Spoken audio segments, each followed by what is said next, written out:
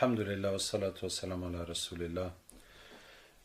As we are inshallah making a video to answer the criticize and the remarks that people do on myself and on my method of ruqyah, especially on the jinn catching. So we have tried to compile to gather all the questions and things that people say to answer them all inshallah. First question, do you avoid debates? I don't avoid the debate. I look for debates. Wherever we go, in all countries, we go forward to the ulama that are responsible in that country to show to them. Actually, religion is not something that we can debate on, but we have to go to the ulama and show them what we do and get their approval or their remarks or their whatever they're going to say. It's not for usual people to debate on religious matters. And because there's this arguing about jinn catching, I went to the highest Salafi authority I can think of, which is the great Mufti of Saudi Arabia, and I exposed everything to him, and he gave me the best answer I ever had from any scholar, and that is, in one word, if this jinn catching only involves dua and reading Quran, there's no shirk and no haram in it. And I wanted him to write me a written answer and to publish it as they publish any fatawas of people asking things onto them. But he said that they have a policy to reduce ruqyah centers and to avoid professional ruqyah, and they rather tell people to do ruqyah themselves. So this is why they cannot encourage me by publishing this answer. But that is the answer he gave me. So we do go to meet the ulama, but even if it's not ulama, anyone who wants to discuss or ask questions, he is welcome. Can you explain to us the ancient method and why was it changed? So the ancient method is using the symbols in ruqyah. At the beginning of ruqyah, if someone has magic, for example, done on a tree, and we will know that because he will be dreaming of himself falling or flying. So we will tell him to wash with the Quranic water and gather the water and throw it on a tree, on any tree that is higher than him, with the intention of throwing on the sihr that has been done to him, as if he had found it and he's throwing on it. And that works and the sihr is destroyed. And if it is in the water like river or sea, who will get any points of water that is closest to him and throw the water there. If it is in the graveyard, he will go to any closest graveyard and throw the water on any grave with the intention of throwing on the sihr that has been put to him. And anything that has been done, if it has been done with knots or with a doll or with any kind of thing, he will put similar things in the water he had washed with to destroy it. So that is what we were doing, and alhamdulillah it was working without any problem. But it led people to argue, and when people go to their ulama and say, I went to Abderraouf, he told me to go to the graveyard and to do knots and to take a doll. So they say, well, this is magic. And then it becomes very complicated to explain to them that it's not magic. We are treating by the same symbol that have been used to destroy that magic, just with the intention, as Musa alayhi salam, when the Sahirs threw their ropes and sticks, he also threw his stick. So it is the same action he has done, but he has done it by the power and the order of Allah, and they have done it by the working with shayateen. But the action was the same. So looking like the magicians or the kuffar is not in itself magic or kufr. It depends what are you doing. But because this method caused problems to us and caused much debate, and in some countries it led to blocking the ruqyah altogether, so we changed all this method by verses of Quran. So for any type of sihr, we will find a verse that talks about that can give us a clue to that sihr and add it in the water by reading it or by writing and diluting it, and the person will just wash with it and that sihr will go. So since we have changed that whole method, it's not because it was magic or it was shirk or it was wrong, but because it was not understood and there was a shubha, there was a similitude between what we do and the magicians do. So we left it and turned back to total Quranic method. So there will be no problem with it and no ambiguity.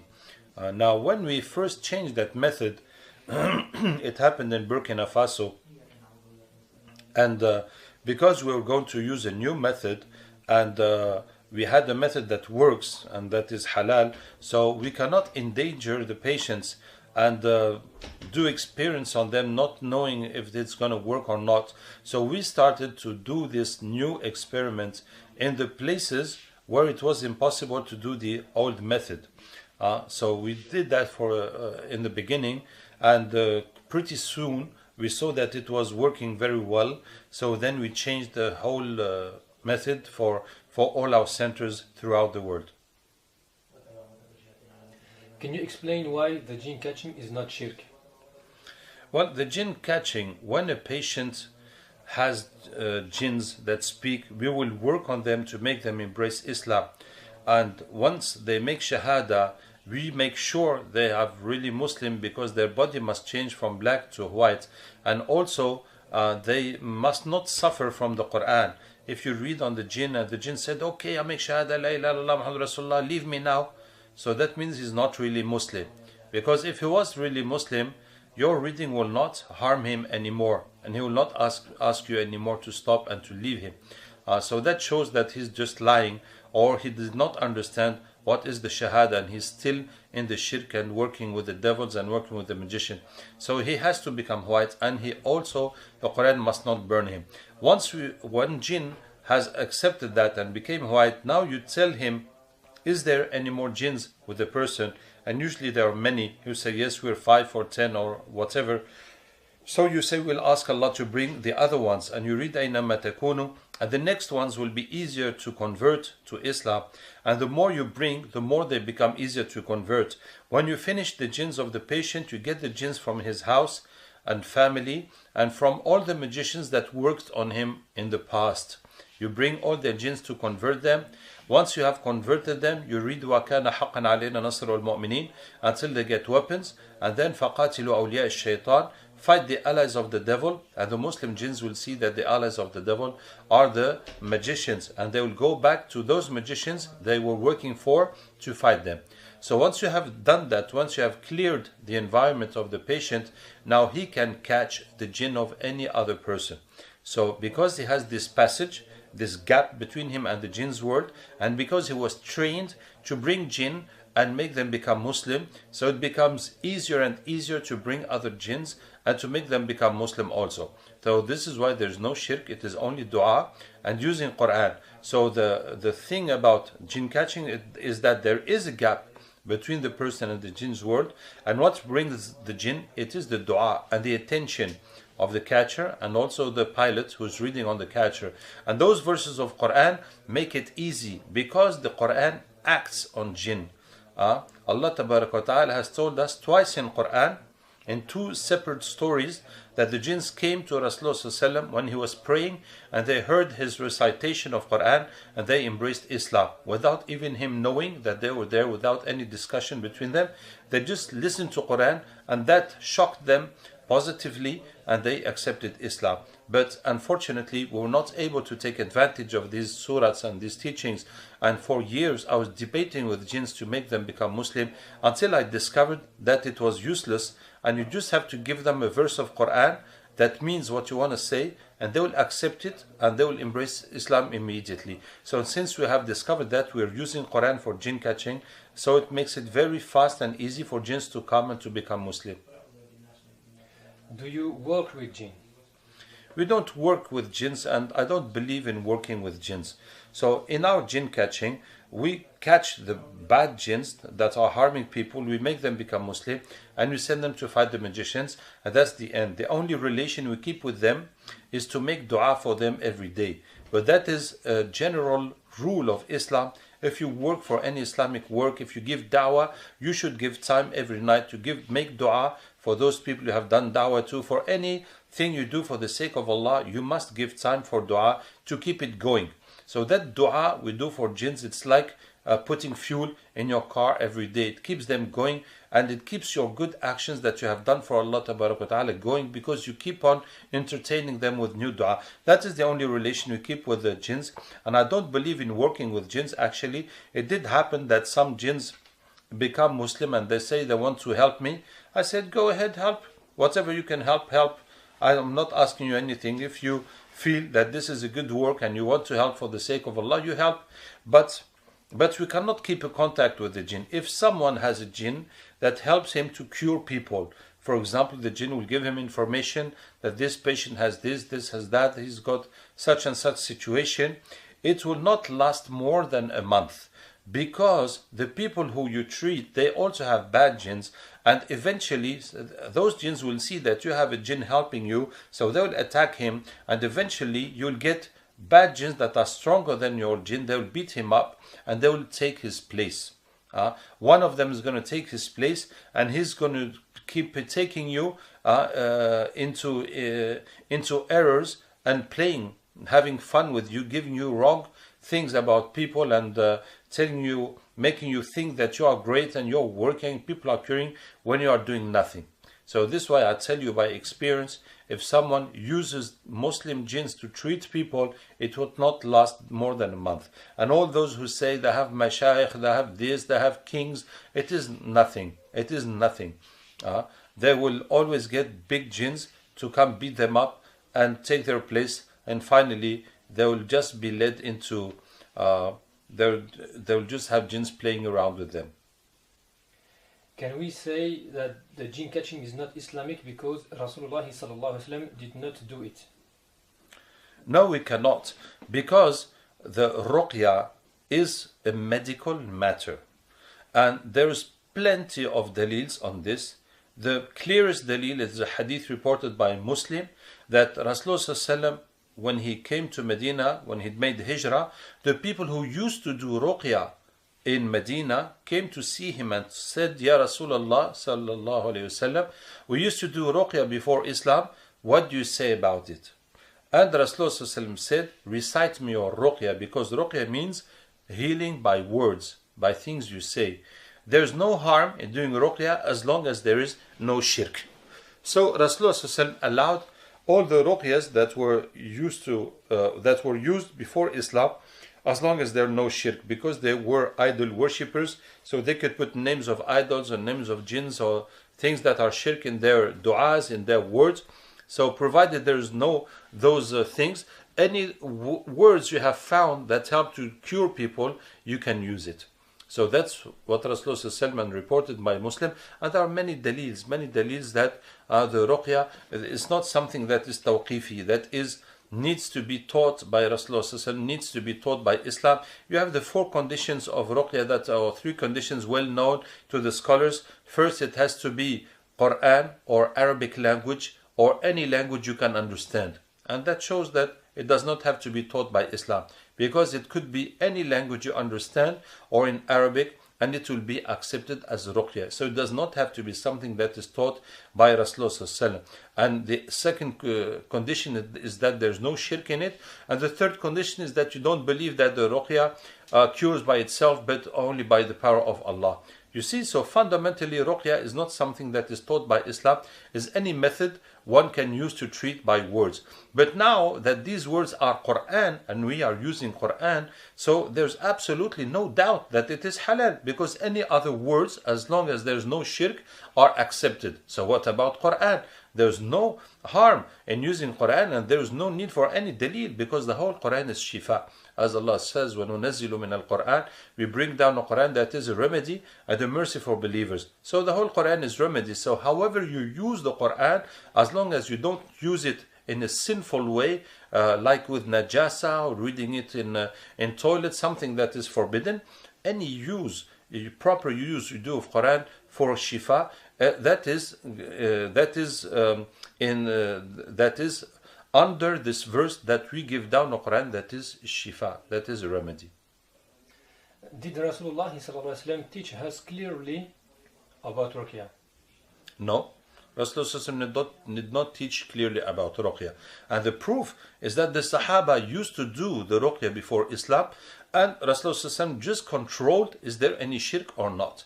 And look at the other story when the Sahaba met a tribe, when the chief of the tribe was bit by a scorpion, and one Sahabi went to do ruqyah, and he did ruqyah by Fatiha on him, by Surah Fatiha. And when they came back to Medina, and Rasulullah asked him, وَمَا أَدْرَاكَ أَنَّهَا رُقْيَةٌ, how did you know that Fatiha was a ruqyah? That this Surah Fatiha had the power to cure. So that means that before this story, the Sahaba did not know, and the Rasulullah did not teach them that you can use Fatiha to cure as a ruqyah. And he said, شَيْءٌ أُلْقِيَ إِلَيْ أَوْ شَيْءٌ أُلْهِمْتُهُ. He said, it just came into my mind, or I was inspired in that way. So Rasulullah did not teach them, and whoever uses Quran in any way to treat, he is welcome. In any proper way that's not najasa, not something forbidden, it is accepted. Some people say Quran is for hidayah and not for calling jinn. The purposes of Quran are not limited into hidayah, into teaching, into whatever you want. Quran can be used for protection. Of course, we know Ayatul Kursi before sleeping as protection, and how Rasulullah went in Surah in Hijrah, and he was reading وَجَعَلْنَا مِنْ بَيْنِ أَيْدِيهِمْ سَدًّا وَمِنْ خَلْفِهِمْ سَدًّا فَأَغْشَيْنَاهُمْ فَهُمْ لَا يُبْصِرُونَ. And those youth who were sent to kill him, they did not see him pass. So it is used for protection, and it is used for shifa. And it is shifa. We are bringing jinns to cure people, and also for da'wah. Quran is for da'wah. We bring these jinns to give them da'wah. So alhamdulillah, as I told you in these two stories where the Quran, where jinns converted by listening to Quran, Quran has a power upon jinns. It acts upon jinns and it burns them when they are not Muslim. And when they hear the Quran, they understand and they react to it immediately. So alhamdulillah, this is an opportunity for us to bring them and to convert them. Is jinn catching permissible?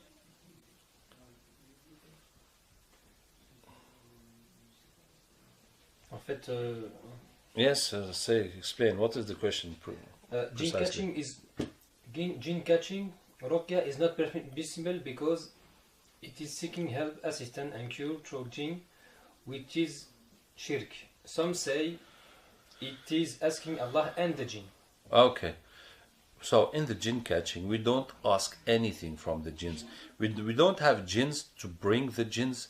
We don't ask the jinns to come. Please come. No, we ask Allah to bring the jinns. And Allah brings the jinns. And many times the jinns say, how did you bring me here? Why did you bring me here? How come? I was hidden. How did you bring me here? They say it. And it is Allah who brought them. We don't have a power, a physical power to call the jinns, to bring the jinns, to attract the jinns like magnet. We are asking Allah and using this verse, and the jinns come.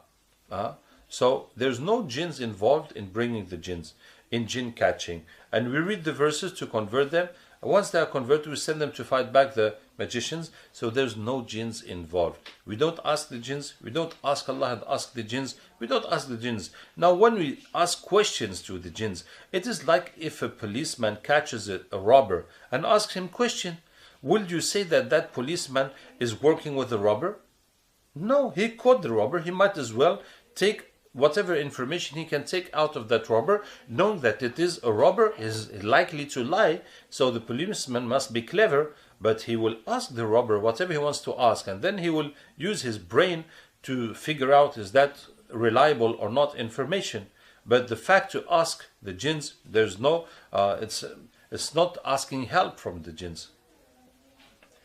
Instead of reading on the patient to do diagnostic, we read on the catcher. Indirect ruqyah is bid'ah. So first of all, the word bid'ah is not appropriate for ruqyah, because ruqyah is curing, was before Islam, continued, and the Rasulullah gave some boundaries, so that is to do no shirk. And then we knew that Quran can be used for ruqyah and for shifa, but it was not explained and detailed by the Sunnah. So it is a medical field, even though it uses Quran, even though you must avoid shirk. So we cannot speak of bid'ah concerning ruqyah. Secondly, I don't believe in doing diagnostic by reading on the patient. The patient comes, you read on him, and you want to see what reactions he's got, to say that you've got jinn, you've got magic, you've got ayn, you've got this, or you have nothing. I don't believe in that diagnostic. Of course, some reactions can come, but some reactions cannot come. And some people have no reactions when they listen to Quran, yet they do have Quran, they do have jinn, they do have ayn, but there's no reaction. So I don't believe in this method of diagnostic. Our diagnostic is based on 4 symptoms. Blockages in life, for work, for marriage, for studies, for money, etc.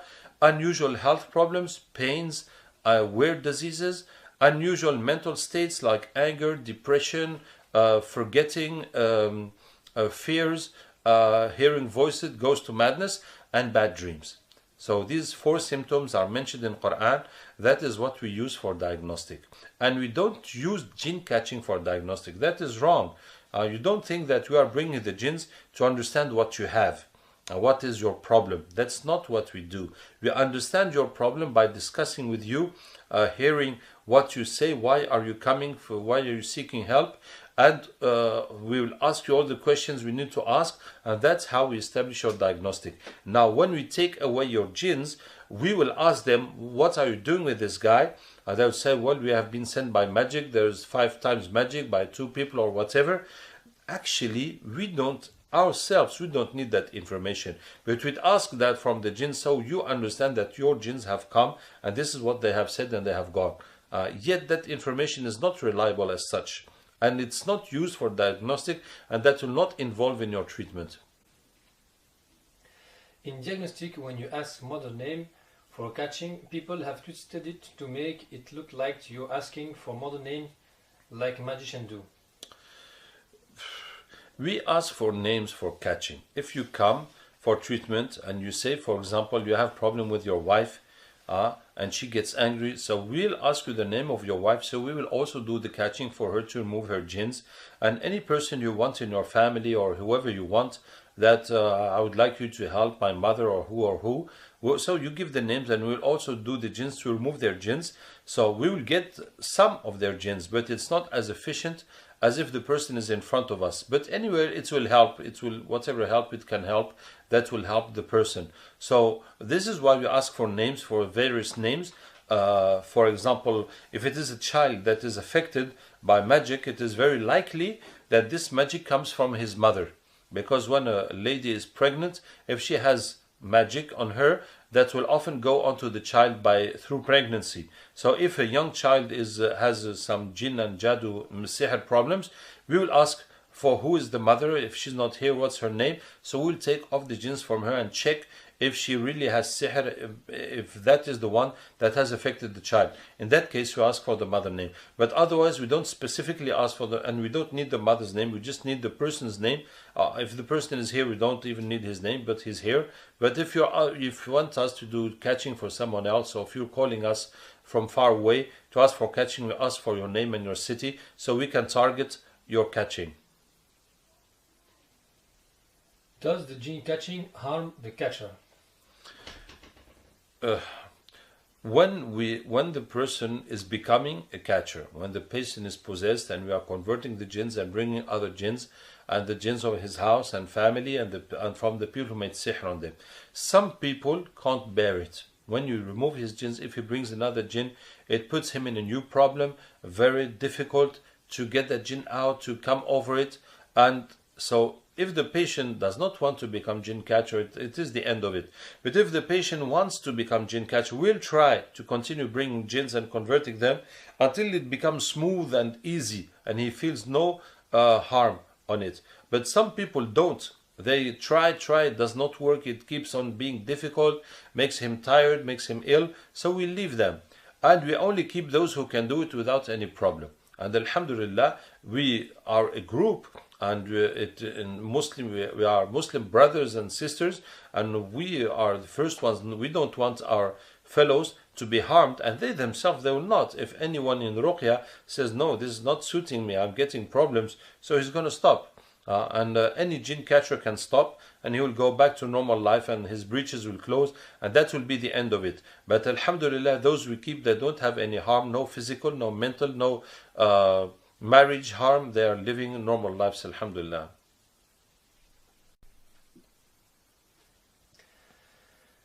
The hadith of Sulaiman alayhi salam means the catching is not allowed.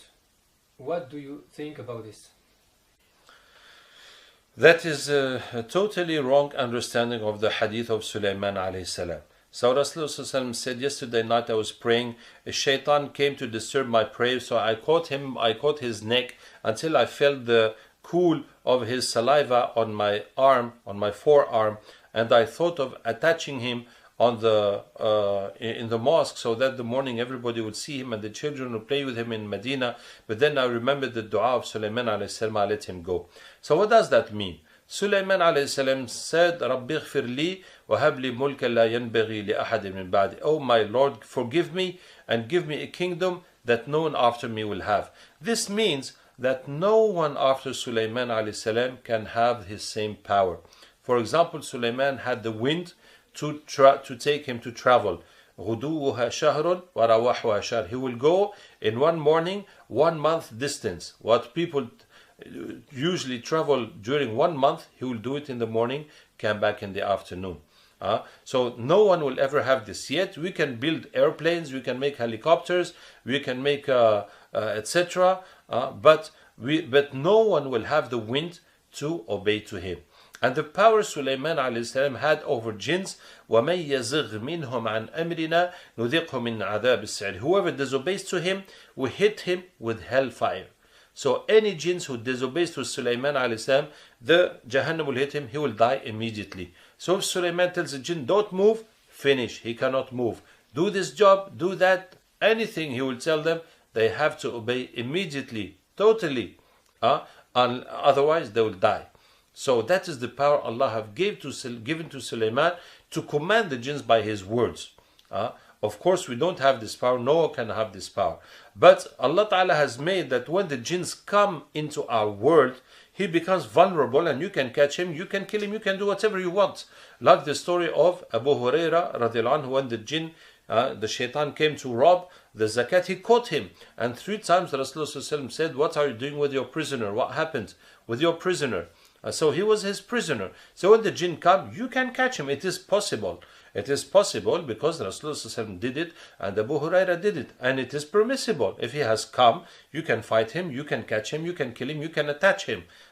So as Rasulullah wanted to attach him and keep him and show him to everybody, then he left it. It is not because it is haram or because it is not possible. It was possible and it's not haram. But as a respect for that specific dua and specific power of Sulaiman alayhi salam, Rasulullah left him.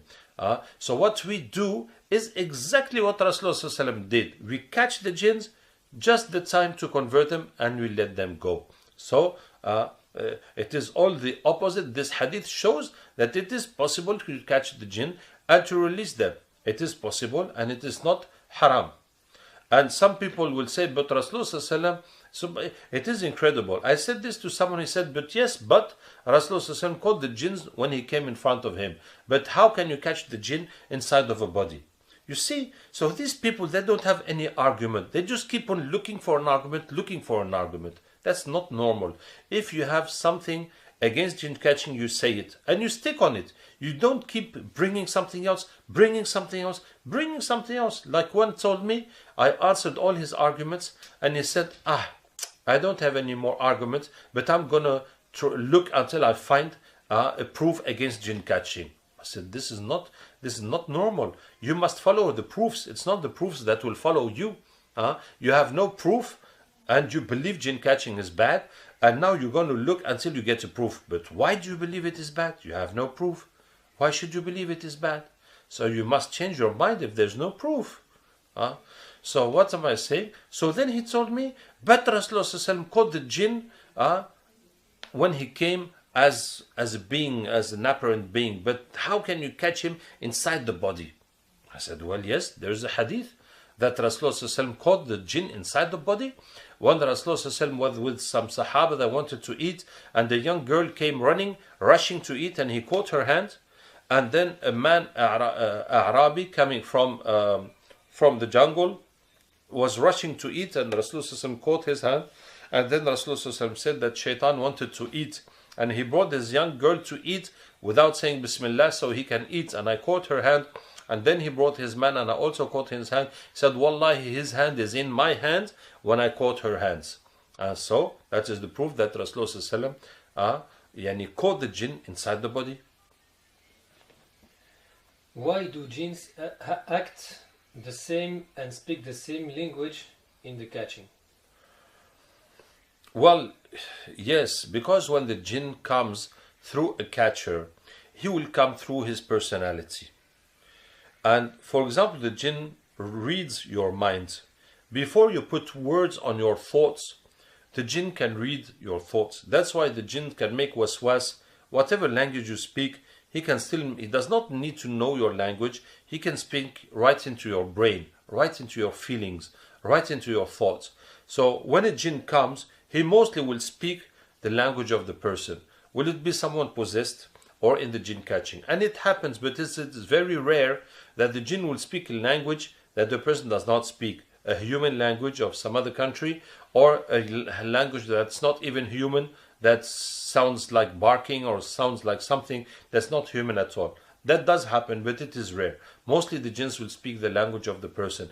And the jinns will also speak the standard of language of each person. If someone has a high standard of language, the jinn will come speak that way. And if someone is very rude and brutal and he's not educated, so the jinns will also speak his way. And that is what we get. And we get some catchers, there in their life, they speak a lot. So when the jinn comes, he starts blah, blah, blah, blah, blah, saying plenty of things of what he was doing and what the person has. And some other catchers, there's people who don't speak a lot. And some catchers don't like jinns to speak, and they don't believe what jinns speak. So when the jinns comes into that person, it is very, very hard to get any kind of information through that jinn. So when the jinn comes, he comes through the personality of the catcher, that is for sure. So there's an influence of the personality of the catcher. And some catchers, they are violent when they catch. The jinn makes a lot of noise and a lot of movements. And any jinn comes, he will do that way. And other catchers are calm. So any jinn come, he will also be calm. So that is the way it is. Are people possessed or catcher acting psychologically because they have seen the same scenes? I don't remember any patient that I said, no, you have a psychological problem, you hear voices, or you act like this, or you hate your husband, that is psychological. No, all these symptoms are symptoms of jinn and magic. So I never seen one person behaving like possessed when he was not possessed, just because he saw a film or he heard something about it and he started acting the same. I never seen this. And we had some fake catchers. It happened twice, as much as I can remember. People were not catchers, they had jinns, and those jinns were pretending to catch jinns of other people. And anytime we tell them to catch for someone, that jinn comes and he makes like a sketch and shows us that you have caught the jinn of the person. But you very easily understand it, because the jinns, they don't have a lot of imagination to make a lot of scenarios. So they will be repeating the same thing for a few people, and you say this is impossible. And he will always be giving the same answers. They're not good liars, and they can't invent many stories. It's not part of their world, so they can't keep inventing it. So we very, very easily understand that this is fake thing. Most ulama forbid to speak with jinn. No, it's not right. Ulama do not forbid to speak with jinn. We have the story of Abu Huraira radiallahu anhu speaking with the jinn 3 nights, and every morning Rasulullah was asking him what happened, and he's going to come back and this, and Rasulullah did not say, hey, that's a jinn, you must not speak with him, it is forbidden to speak with jinns. No, it's not forbidden to speak with jinns. And Ibn Taymiyyah has written what is permissible, not permissible to ask the jinns about. And there's a story of Ibn Baz, Abdul Aziz Ibn Baz, former mufti of Saudi Arabia, rahimahullah. that one girl was possessed by jinn, and the jinn said he wanted to speak with bin Baz, and so her father was attending the courses of bin Baz. He told him, and Sheikh bin Baz came, or they brought the daughter to him, and bin Baz, rahimahullah, spoke with that jinn for 2 hours, and then he said, yes, what he's saying is correct. It is part of the fatawi that is published of the Saudi Arabia ulama concerning jinn and magic. So there's nothing that is forbidden to speak with the jinns. It depends what you speak with them, or if you're going to believe them absolutely, or if you think he's going to give you some great information. Anyway, so some ulama will forbid to speak with jinns because they're afraid that people go beyond boundaries and do wrong things with jinns and go astray with this. This is why they will forbid as ihtiyat, yani as a matter of caution, but in itself it's not forbidden. If you don't believe jinns, why do you speak so much with them? Well, the videos we do is to explain to people and to show that to people. But in our daily ruqyah, we speak very little with jinns, and when we do the catching for the patients, we know how it works, and we bring jinns, we convert them. We very rarely and very little we speak with jinns, but because there's too much shirk. You see, the other day we did the catching for the volcano and the mountain in Malaysia, and also that temple. So that lady who asked me for the catching for the mountain, she told me that yes, indeed, her village, because she told me, please catch those jinns before they do the earthquake and they destroy our mountain. And I said, no, the jinns cannot do earthquake, but they make people believe they will do earthquakes, so you do sacrifices for them. And she said, yes, all her village does that. They do sacrifices for the jinns so that the jinns don't do earthquake and don't destroy them. And it is just the jinns making fun of them and putting them into shirk. So it is to fight that shirk and to give awareness to people on how jinns are and how jinns push people into shirk, that we do these videos. And also to fight the evil that is going on earth. And you have to understand that people use magic and shirk very, very much. An example against Muslims, for example, terrorism. You have these Muslims killing people in so many different countries. So you say, what's happening? Is everybody turning crazy? You can't say it is an exception. It's not an exception. There's so much everywhere. Killing people. So someone is behind it. Someone is sending jinns on Muslims to do that. But only the Muslims who already have jinns and magic can be controlled by new other jinns, and that push them to kill each other, to make disorder against amongst Muslims. So it is important that we understand why this phenomenon. Are we all becoming crazy, or what's happening to us? Why is your ruqyah more developed in Africa? Yes, my ruqyah is more developed in Africa, mashallah, because I spent my first campaign in Africa was 2005. And before that, for 8 years, I was treating people in France. I trained 10 people on ruqyah. In those 30 days I spent in Africa, I trained about 30 people on ruqyah, plus I trained on psychotherapy, plus I did 17 conferences and 3 times in radio, everything. So there's so much more demand there and so much more people ready to learn and to fight. So this is why I spend more time there and I get more people training. And of course it is much easier to open a center in Africa. Even relations with authorities is easier. So where there is more result, that's where I'll spend more time. Alhamdulillah. And inshallah, may Allah make it easy for Pakistan, India, Malaysia, Indonesia, Turkey. What do you say to those? But Arab countries are very difficult. Authorities are difficult, and people also are quite difficult compared to other nations, with all my respect. Is jinn catching used for diagnostic? We already answered that. We don't use it for diagnostic. What do you say to those who accuse you of anything? Yes, some people accuse me of anything, really anything. Like, for example, I went in one country. Well, it's in, how's it called? In Gabon. I went in Gabon.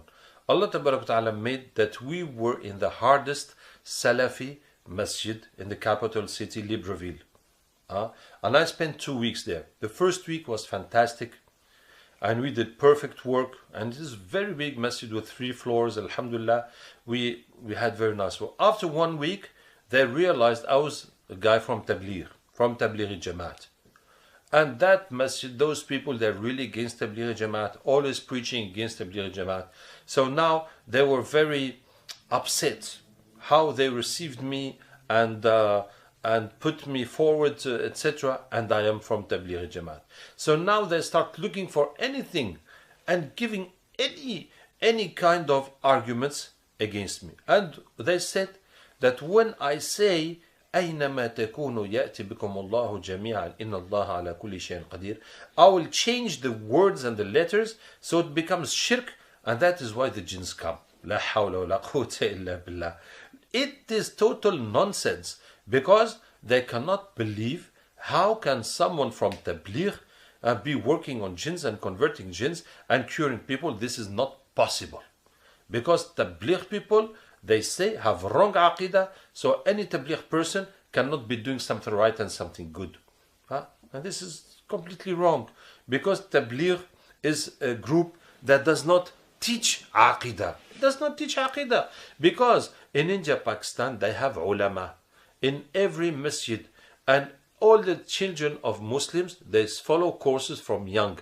So concerning deen, they are taught deen by their ulama according to their madhab. So when people come into Tabligh, they do not teach them deen. They just teach them da'wah. And Tabligh is a worldwide movement. So if you go in Tabligh, if you're from Arab country, from Indonesia, from Turkey, from anywhere, they will not teach you Indian madhab or Hanafi madhab or Deobandi aqidah. No, they will just teach you the way to make da'wah. That's it. And you come with your aqidah, with your madhab, with however you are, and you will stay however you are. Now, in the Indian and Pakistani groups, they have alim in each group that will also teach them about religion according to their madhab. So that is meaningless. I am Arab person, I have been in Tabligh, they did not teach me any kind of aqidah, that we go to graves, that we do this, and I have been even to India, Pakistan, I even taught Urdu, yani Sikhna, I learned a bit of Urdu so I can have direct contact with the mashayikh, with the buzurgu, and never I have seen something that is not confirmed to aqidah. So that is totally stupid and nonsense to say that Tabligh people have false aqidah, and anyone who goes to Tabligh, his aqidah is false. So this is the kind of arguments that people say nonsense. That people say nonsense just because, well, if you are shocked that jinn catching, you think it is impossible, you think it is impossible. It is something new to you, you cannot bear it, so it is something new to you. That's all you can say.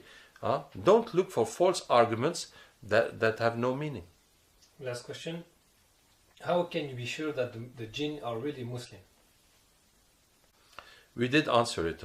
We are sure that the jinns are Muslim because the Quran does not burn them anymore, and because they were black and they turned into white.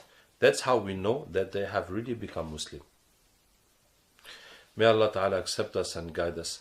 And if you have any question, you just send them to the website, inshallah. And inshallah we will answer you. Wassalamu alaikum wa rahmatullah.